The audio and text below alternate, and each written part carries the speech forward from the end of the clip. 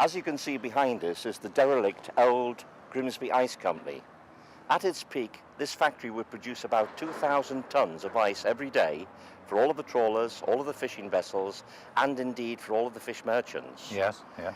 If you wish, I'll try and get access tomorrow to go and have a look at the place. I'd love that, but if I may, I'd like to bring Martin Bullock along with me, who made a film of the ice house in 1990. He's a club member. That will be fine. I'm sure we can arrange that for tomorrow, and you can look now and see the dereliction.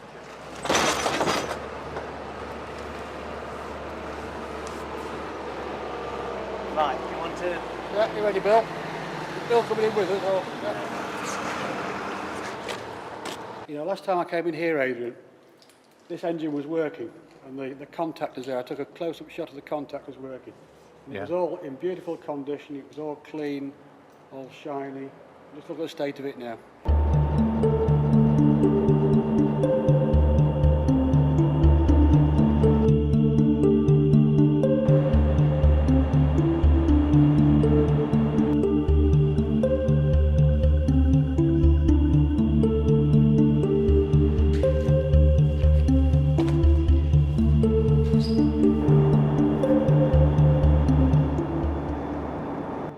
Last time I was here, Gary, all this equipment was working, and it was a lovely sight. They were filling the tanks at the back end.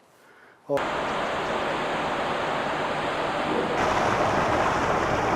under, and the ice cradles at the front here were working. Yes, and dropping it down, coming, yeah.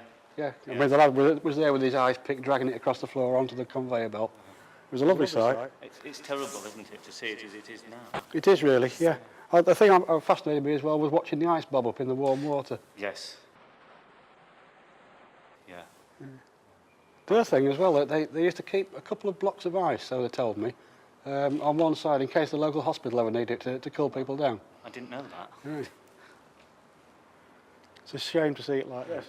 On the shot in the film, the ice actually comes down these conveyor belts and then drops into the ice crusher here. And you see, I don't know whether you can see there, there's the sharp points which actually Yes, yeah. broke up the ice. I should think that would be revolving at a fair speed, wouldn't it? It's fairly fast, yeah. Yes.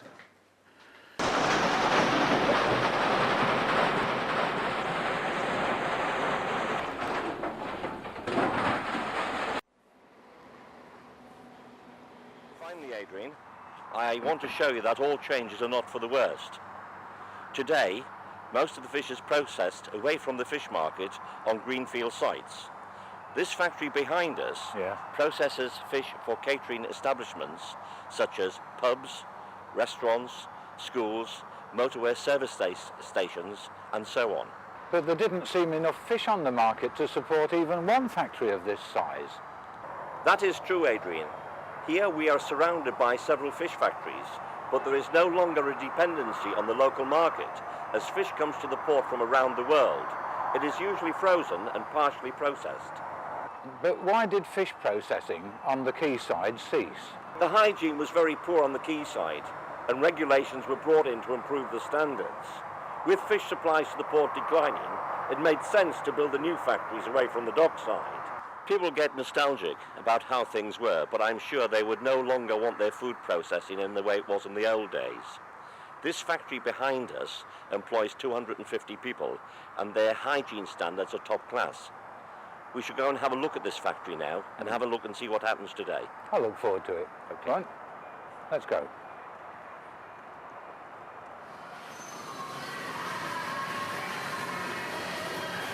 Adrian, the technique of filleting hasn't changed over the years. What has changed is the hygiene. Cutting fish creates a lot of mess, but there's an intensive cleaning cycle at the end of each shift. Today we use plastic cutting boards, which are much cleaner. Formerly the wooden boards were seldom cleaned and never sterilised. Staff did not wear hats or proper protective clothing, and smoking was allowed whilst the employees were working.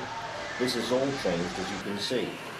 Food safety is now a concern of everybody, and we can no longer tolerate how things were done in the past.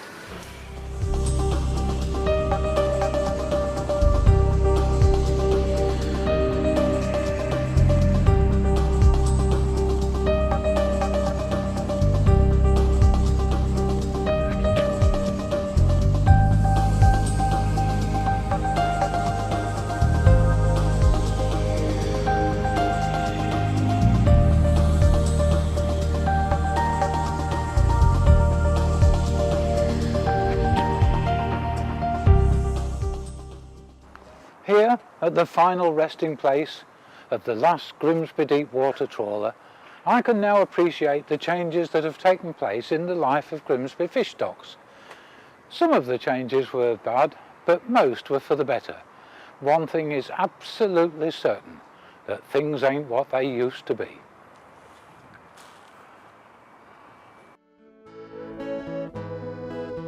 How alive left our memories of the diesel oil and grime, and the mucky damp conditions that made me old before me time. Oh, the memories aren't all bitter, no, they were good times after all. Still I think I'll not return again to this empty, bleak north wall, and I know with each new generation everything must change. Of the good things we once took for granted, not much now remains. But I ask the rain that rattles all along the bleak north wall, could they not have left a little? Did they have to take it all?